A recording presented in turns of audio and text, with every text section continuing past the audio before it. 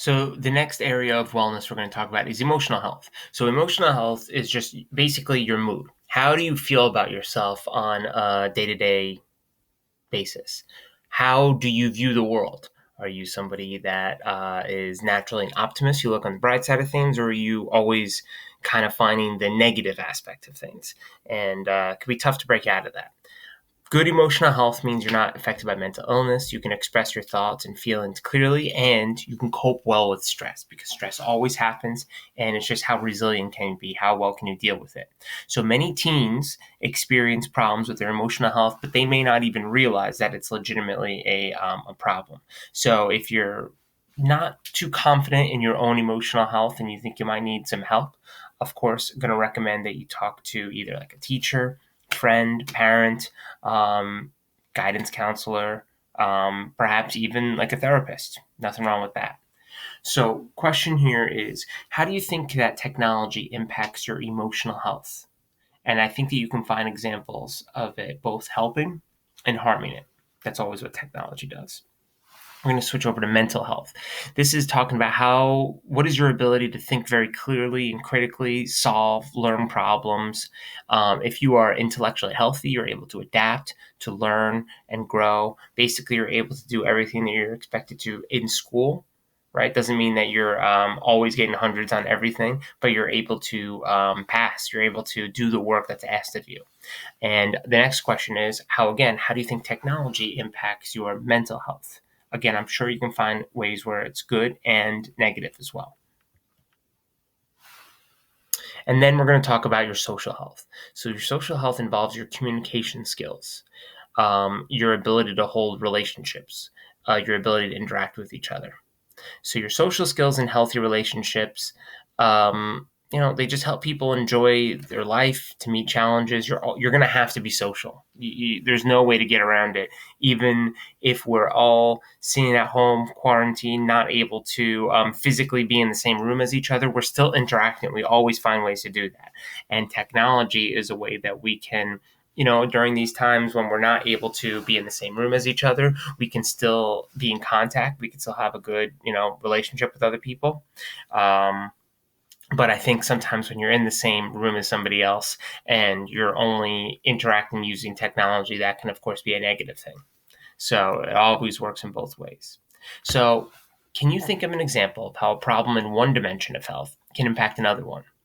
So I'm going to give one example here, and I'm sure you can think of some other ones. So imagine that you are, for whatever reason, not studying, not doing your homework. Okay, I know that would never be you, but let's just say that something's happened. It's hypothetical here.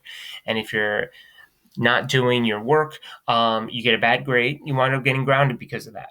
Now all of a sudden there's some big event taking place this weekend that you really wanted to go to. All of your friends are going to be there. Who can't go? You, because you didn't do your studying, and now you're not able to do that. So there's an impact of something, maybe there's a reason why you weren't able to study. Maybe there's something where something's clouding your brain for whatever reason. You were sick and you needed to get help from that, and you weren't able to. I'm not too sure.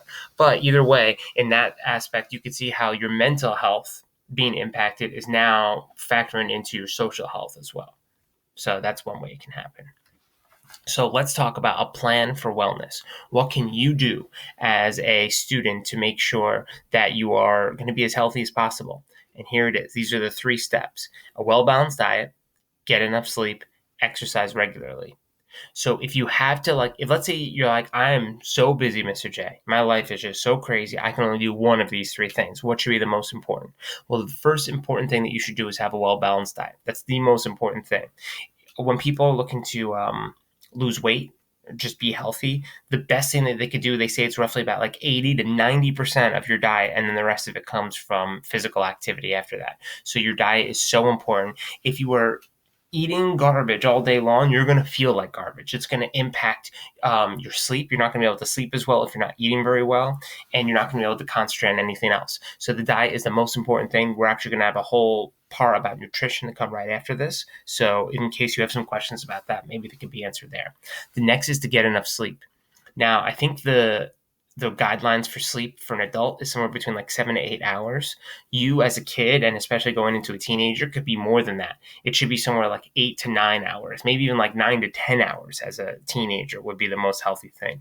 And I know lots of teenagers that got some of their worst sleep through high school. They only got like 5 hours sleep, 6 hours sleep. You are not at your best. You are stunting your academic and perhaps even your physical growth by not getting enough sleep. It's so important that you get enough sleep. When you exercise a lot and you want to grow your muscles, they say that all the growth, all the repairing of your muscles. So that's what's happening when you lift weights. You're breaking down the muscles in your arm, let's say, or wherever you're working out, right? And you eat food to build it back up. But then the actual repairing takes place when you sleep. So you have to rest. Rest is the most important thing.